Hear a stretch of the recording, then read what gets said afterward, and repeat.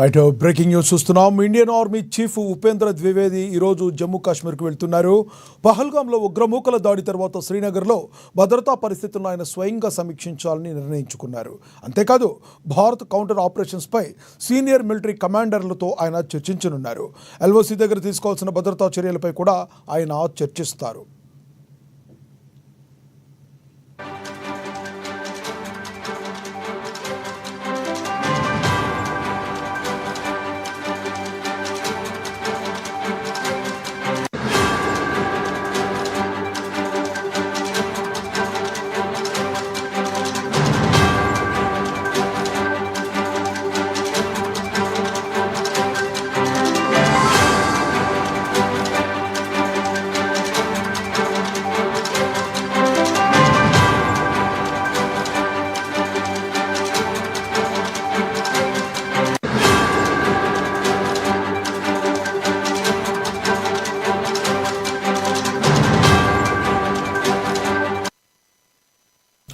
పహల్గామ్లో ఉగ్రవాదులు జరిపిన నరమేధం ఘటన తరువాత భారత పాకిస్తాన్ మధ్య ద్వైపాక్షిక సంబంధాలు పూర్తిగా దెబ్బతిన్నాయి.